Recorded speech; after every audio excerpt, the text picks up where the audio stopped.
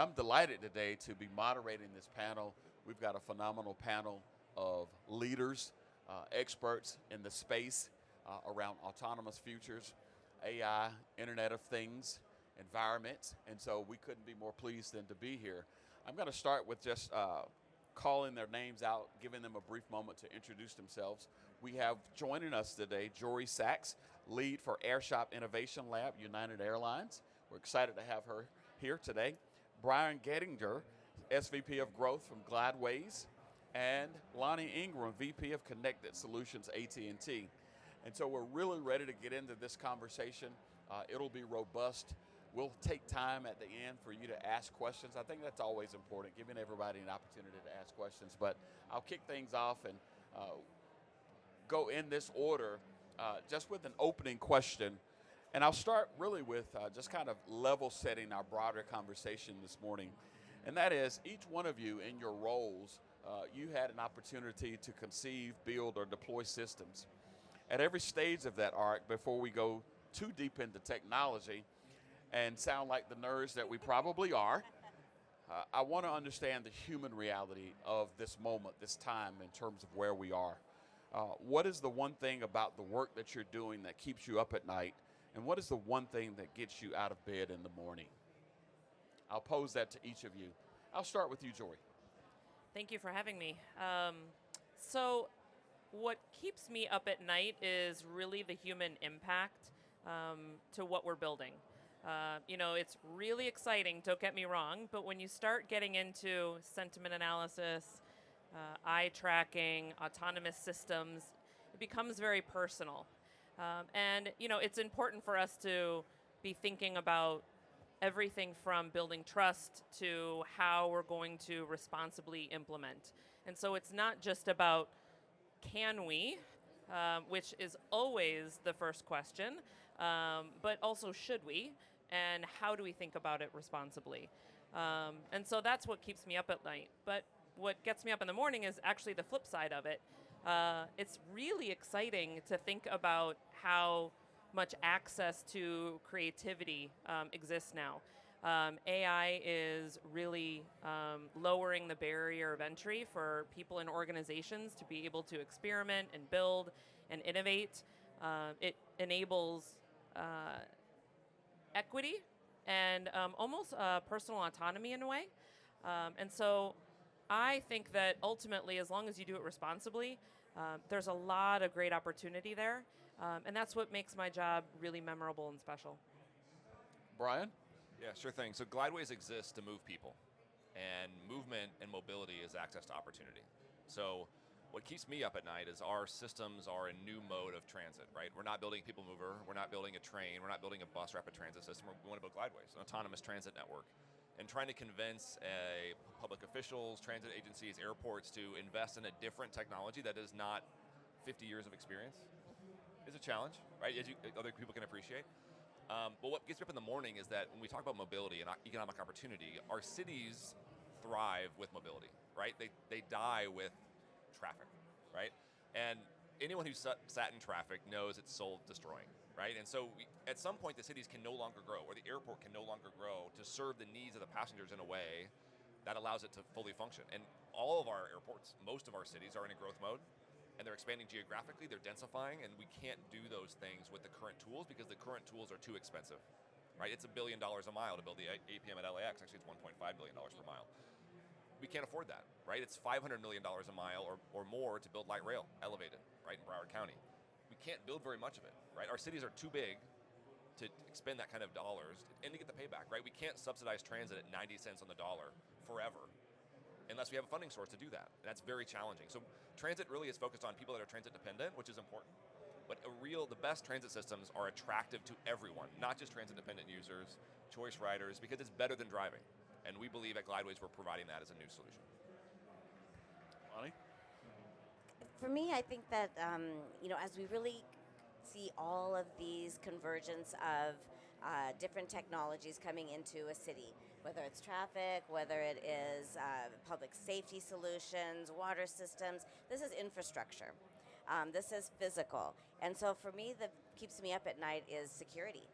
Just making sure we're really thinking through how to protect all of the data, protect the movement. We're becoming more and more reliant on these technologies. That's national security in my mind. And there's a lot of people who are going to want to tap into that shouldn't be. So I think that's incredibly important. Now, what keeps me moving forward and gets me out of bed is, one, being able to make sure that we are minimizing that risk as much as possible, containing it, making sure that we're doing it properly, and then it's the human-centric side, as we're kind of hearing through here. How do we actually take these technologies from being theoretical to actually being an experience, and how do we support that at such a big, broad scale? Because at AT&T, we're touching the whole vast of activities, but I want to make sure and connect that together in a way that is natural for the users, and that's a very interesting aspect of it. That's fantastic. This isn't a question that's on my cue cards, but it's just come to mind. One of the things that we hear often in conversations like this is this notion of trust. You just talked, Lani, about security, in this instance, national security. I believe we can't have broader conversations like this or create environments that are autonomous without cybersecurity, without making sure that we've got trusted systems. Tell me from your perspective, Brian, I'll start with you. How do we envelop trust and security into these conversations, but also the deployment of these types of systems? Yeah, absolutely. So a couple points. One, if this was 5 years ago, thank you. If this was 5 years ago, I would say, GLDWAYS is a really cool idea. I hope we can show it to you someday, right? That's changed, right? We have a full-scale test facility. Our product in Atlanta is under construction. We had a big delegation from Atlanta come and ride the system. Riding the system is believing it, right? Seeing it, touching it, and feeling it is part of that. You guys are talking about deployments in airports, like moving things forward. That's part of it. The second part, who saw, Waymo's a fantastic technology, but who saw in San Francisco earlier this year where they had a data problem, right? The network went down and all the Waymos stopped because they wanted to be safe. Well, that loses trust with the environment. It's like, hey, if I can't trust this thing to work, then I'm not comfortable with it. So part of what we're doing with infrastructure is building an infrastructure backbone that's local to the project, firewalled off from the rest of the community. So we have an operations control center locally that provides a fixed backbone of infrastructure to ensure much higher levels of reliability, because people trust things that work every time, right? If 1 out of 20 times something doesn't work, they don't trust it 99% of the time going forward. We have to build trust over time. So number one, show them. And number two, develop the infrastructure in a way that has that redundancy built into it. Jorie? To build on that, so I run an innovation lab team. Part of the capabilities that we offer is a physical lab space to be able to test safely away from the operation. So something that most people probably don't think about is when you are running an operation that is 365, 24/7, focused on safety as its number one core value, how do you actually test? How do you test and learn without just deploying into production in a small way? I ran a project about 8 years ago where the gate area was the living lab. We literally moved furniture around, installed furniture, changed the display content, moved around the gate agent podium, flight after flight after flight. And that was because we had no other way of doing it. And unfortunately, it created confusion for customers. We were revealing what we were up to competitors. We were pissing off our gate agents left and right. But what was interesting about that and what we learned from it was everyone was involved in the process. Our process was transparent. We were consistently iterating for a long period of time. And ultimately, we were building a solution, a gate experience, that was helpful for customers to de-stress their experience and to create a more personal interaction between agents and customers.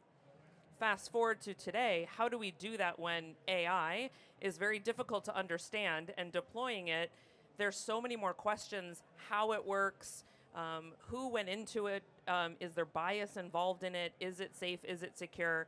And so in order to really do that thoughtfully, we have built basically a little runway or an on-ramp. So first we test in a controlled lab. Maybe it's a physical lab space like my lab or other spaces. Then you go into a simulated environment, and then you slowly integrate experiences into the real world. Ultimately, building trust requires consistency, transparency, and ensuring that what you're delivering is not intrusive to customers, but helpful for them. Lani?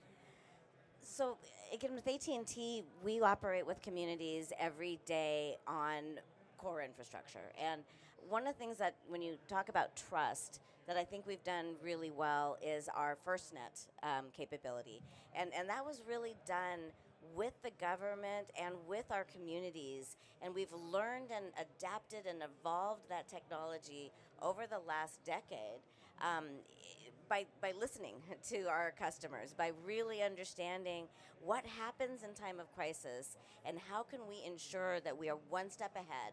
And I think by that type of collaboration, by being there in the moment of crisis and supporting our communities, we are learning and we're adapting, and that's, to me, what builds trust. Over time, it's showing up, it's understanding it, it's having the postmortems afterwards. How do we make it better? How do we continuously improve? In this future world of robotics and with security threats that are going to be there, I think that we just need to double down on that level of trust that we've built, because no one really knows what that experience is going to look like. And once it's out there, it's going to take its own life. And so we just need to be, run product, so it's like we got to do sprints. And every crisis is like a sprint, and every communication makes it stronger and more adaptable. And in that way, we build trust. We'll never be 100% ever there. I think it's a journey. That's fantastic. I'm going to go back to the end of the panel and start with you, Brian. You've leaned into it already to some degree. I've had an opportunity to see the pictures as well as the GLDWAYS device, or should I call it a train? The glide car. The glide car. I've had a chance to see it. Talk to us about the work that was done in terms of breaking ground in Atlanta in February.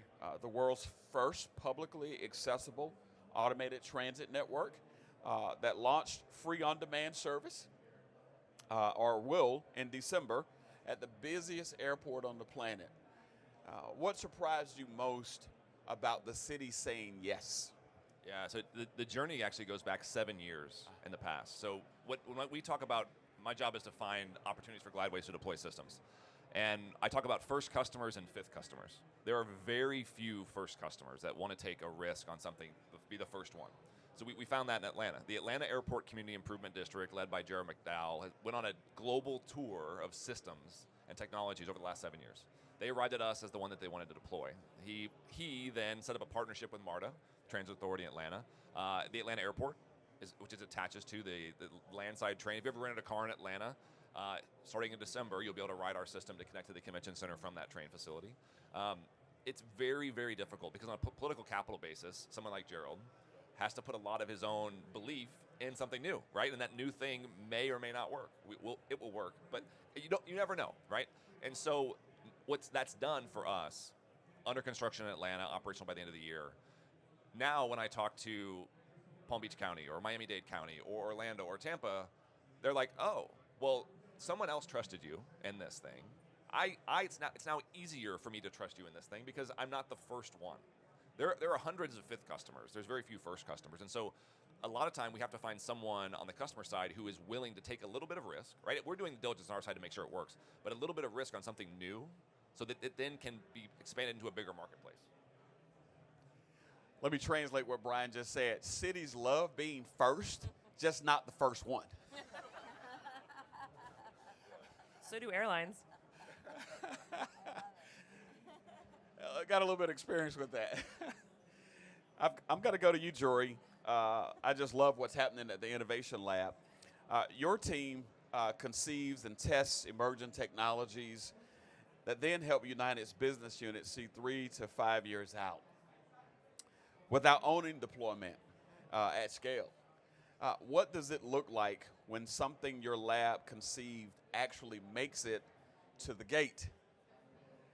And what gets lost or changed on that journey? It's a great question. We hold tours for employees at our lab, and we often get the question around what can I see that came out of your lab? And I first have to ground them in the fact that we're focused on 3 to 5 plus years out. My lab is just becoming 5 years old.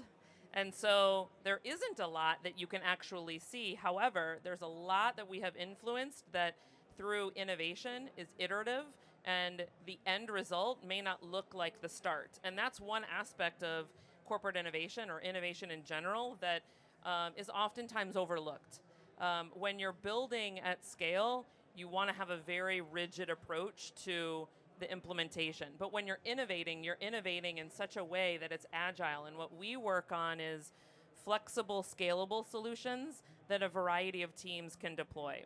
So we've worked on everything from autonomous wheelchair, and we did a POC in Houston about 4.5 years ago that's now going to expand in SFO by our customer strategy team, to having conceived and developed IP around transcribed announcements at the gates. And so in the future, hopefully you all will see the experience of being able to read all of the announcements in your preferred language from anywhere in the airport. Because ultimately, the gate area is the most congested area. Most folks can't all fit in the gate. And so you start to kind of bleed out into the main concourse area. It's called gate hugging. And it's the most stressful area because you want to hear and understand what is said. How many of you first get to an airport and you have to go to the gate? You have to go to the gate probably for 2 reasons. One, you want to see if the airplane is there, right? You want to see if the airplane's there. And number 2, you want to hear what the gate agents have to say because you want to know information because information is power. And so what my lab does is try and unlock all of those really key insights. And ultimately, if you're a hammer, all you're going to see are nails. And my lab is not focused on any one area of the customer experience, the operational experience for our employees, or any one type of technology. And so we can create solutions and play around with technology in a way that other teams might not be connecting the dots to. So we can create opportunity for accessibility, for lowering stress for our customers, creating more of an inviting experience for our agents, and ultimately it's a better pre-flight departure experience for everyone. So those are a couple examples and also how we do it. Your guys' app has gotten way better. I had a really tight connection in Denver, and it was super informative. So good. So if you guys have been involved in any of that, good job. Thank you. That's fantastic. Thank you. I'm going to come to you, Lani. And AT&T has done some incredible things all across the country. I've certainly gotten the benefit of it in Augusta, beyond the huge investment of $250 billion for connectivity. My question to you is, when we think about connectivity, that's the invisible layer that most people never see, but it's in fact the most important layer. Everything depends on it. When it works, nobody notices, but when it fails, every autonomous system fails with it. How are you building resilience into your systems so that a network disruption at the wrong time does not become a public safety event? No, I think it's such an excellent question, and you're right. When we build something at such scale, I think the key is we have to think about the big at the same time as we think about creating narrow risk points. So when something does happen, there's enough redundancy in the network, there's enough safety guards on different aspects of how they build out our network solutions such that it can stop it from becoming something very, very widespread. So I think containment of risk is a big part of that. I think also as we're continuing to be more leaning into our intelligent network, that is really, really helping. Being able to be more predictive, being able to be more proactive, and leveraging AI capabilities to ensure that our network is increasingly intelligent. And that not just helps manage us in operating the network, it also helps all of our customers and our partners and our folks who are actually trying to be able to leverage that and minimize risk within communities to work with us to contain that. And when something does happen, natural disaster occurs, things do occur. We want to make sure that we are right there, have those trusted relationships, get us up and running as fast as possible, ensure that we are keeping people safe, ensure that we're providing other types of solutions for what we are doing with people who are trying to help folks who might be impacted. FirstNet, again, I'll bring up as a great example of that. We have priority. When things happen, we've built things in with our network so that they know that they've got the ability to communicate with one another, to communicate with the community, and that's a priority for our network. And we're the only ones who are actually able to do that in that way. So I think we just keep leaning in on those capabilities and then leverage AI to make it even better. That's fantastic. I'm going to go off script once more before I go back to the cue cards. As I sit here thinking about how do we make things simple for the everyday citizen, the everyday human, the term for our conversation is autonomous futures. What does that mean to the everyday citizen, whether he or she is in San Jose, California, or Greenville, Mississippi? What does that mean, autonomous futures? What can people anticipate or expect as we think about autonomous futures, artificial intelligence, augmented intelligence, generative AI? What does that mean? I'll start with you, Jorie. Well, it means time back to me. It also means being a lot more intelligent about yourself, your community, your people, your life. Believe it or not, it adds more control. It sounds like you're removing control, and there tends to be this notion of automation means job removal.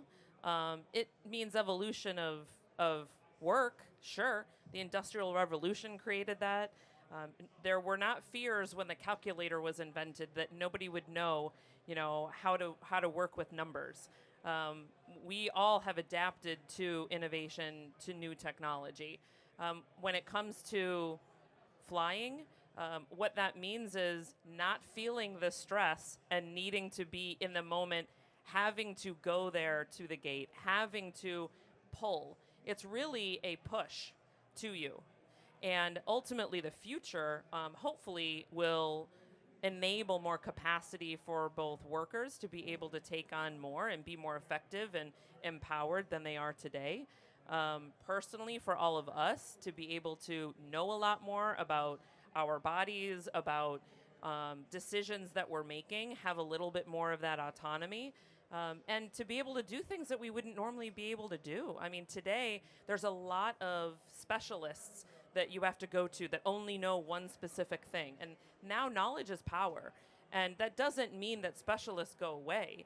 That just means that suddenly we have the capacity to be able to ask the right questions, to be able to predict and understand what's taking place because technology will enable that. So hopefully in the future, you're going to know exactly when to leave your home. You will have already had that all set up so you can leave, you can arrive, you can flow through an airport, not have to stop once. You can get right to the aircraft. Probably TSA will exist, but it will not exist the way it does today. Think go into, a lounge and be able to sit and relax. And the environment is smart enough to be able to scan everything that you have with you. There's going to be weights in the floors. Maybe your bags will have already been picked up. It's going to be such a smooth experience. I think we'll all really enjoy it, even though sometimes it can be rather stressful as it is today. I love that. I'm looking forward to that environment. Lani, I'll come to you next. I think one of the things that's really interesting about how this technology is evolving and how fast everything is going is that we have no idea what the future is really going to look like. Whatever we plan for today, it is changing so fast. The innovation is happening so iteratively and so rapidly that we don't really know where it's going to go. And that speed, I think about when was the wheel invented, but how long did it take us to put wheels on luggage? Like, why did that take us so long? Innovation is going to continue to happen like that, right? So, we talk about the cell phone. Who would have thought in at least for me, I'm older, how did I even get around before Google Maps? How did I get to the airport without having my United app with me, guiding me and telling me where to do? Sometimes I go back in my memories, and my memories have been altered with technology that wasn't invented yet. All you need to ask is an intern, because they They'll didn't get experience it. any of They'll that. get The younger it. Oh, it's generations. so funny. So I guess for me, when it comes to like defining what that future is, I think we got to get really comfortable with getting uncomfortable all the time and just understand that it's just gonna happen, and it's gonna happen faster, and regulation will not be able to keep up, and that's okay. We're gonna lean in on it. We're gonna figure out how to just get adapted quicker as this technology moves forward. And as humans, we're always going to be a little bit behind what the innovation is going to be there. So lean into being uncomfortable. To me, that's what the future looks like. And we got to plan for that human experience to become more and more. Who would have thought that our phones, our watches, and everything else is that much of a human experience? And today, we can't live without it. Tomorrow, we might not be able to live without our robot that follows us around and does everything for us. Like, who knows? You know, today we feel almost it's weird and it's uncomfortable. It's not going to feel that way soon. You know, so anyway, that's how I feel about the future. Brian? Yeah, so autonomous future is one, you use the word flow, right? An autonomous future is one where we have much less friction in all the things that we're doing, right? All of our robot assistants know us well, right? All of our apps know us well. Our house knows us well. Our car knows us well. The GLDWAYS knows us well. Everything that we're doing knows what we like and where we're going, what we're doing. Going to a transit station, you're not, ooh, I got to be there in time, or I'm going to miss my train. I got to wait 20 minutes for the next train. You go there, you arrive, you leave when you get there, because the vehicle's waiting on you, not you on the thing. You get to the airport, and you're not waiting in line to check your bag. You're not waiting in line to get a rental car. You're not, like, all these things are flowing because no one's surprised when you show up because they knew you were coming, because all the systems are integrated. And so the idea of flow and reduced friction gives us time. Time is everything, right? Time is money. People free time and all kinds of things. Knowledge is power and time is money. And if we can free up both of those things by having this computing happening in the background by intelligent systems, it makes our life, quality of life, better in all aspects. Our timekeeper shared with me that we've got like 3 minutes now. Final question. Finish this thought. Final question. The city or airport or transit system that gets autonomous environments right first will have done one thing most are still avoiding. That thing is, Brian. The one that gets it done first is going to attract riders into the system. Right now, transit is like the thing that people have to do if they have no other option.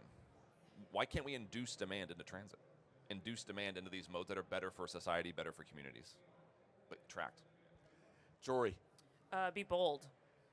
I think from an airline perspective, the industry is so old.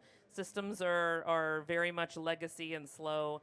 And because safety is number one, there's a fear about being bold and first to market, as there should be. I'm not saying we should be compromising safety, but I think there are ways to think about it so that we can be bold and make decisions in a way that really attracts more customers and eases the tensions of both employees and our customers as well.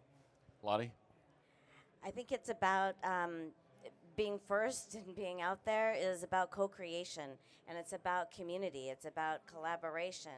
It's about leaning in on one another, because this future is not going to be done by any one group. It's going to be us collectively, and I just say lean in on that, and the ones who go first are going to be able to design that and build that trusted relationship that will help us get to the future we want. That's incredible. Fantastic. I don't know if I've got one question from the audience. I've got one question from the audience. The gentleman here.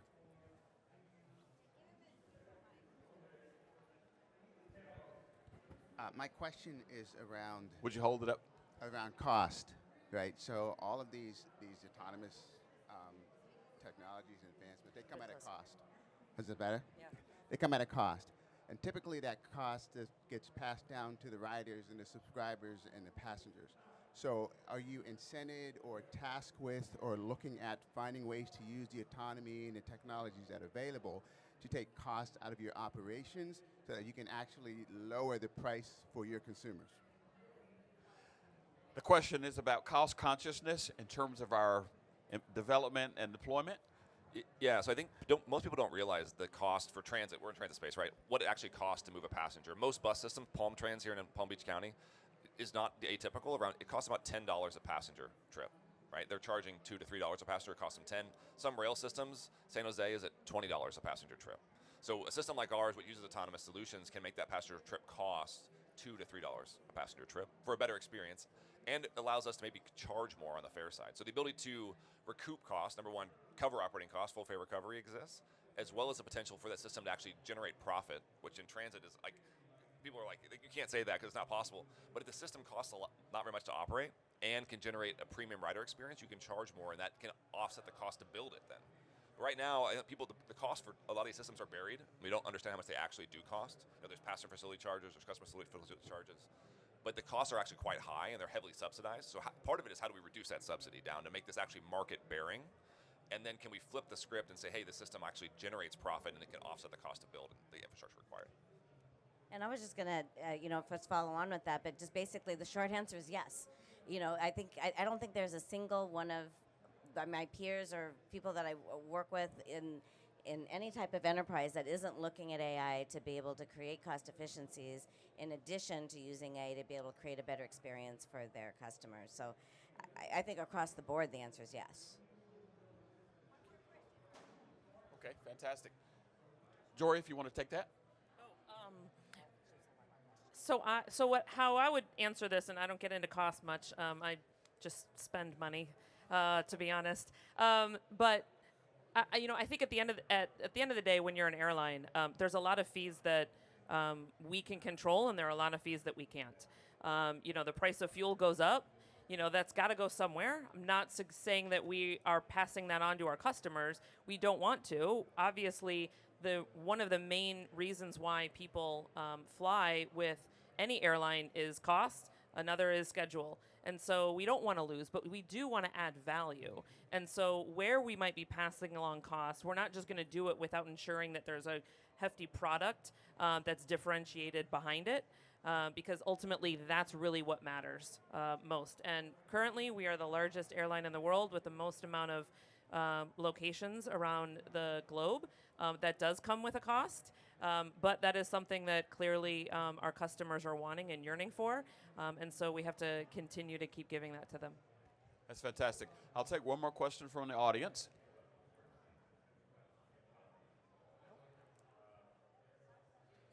Fantastic. Well, let's give this panel a hand. I want to thank Brian Gettinger from GLDWAYS, Jorie Sachs, Thank you. and Lani Ingram, Autonomous Futures. Thank you. Thank you for joining us.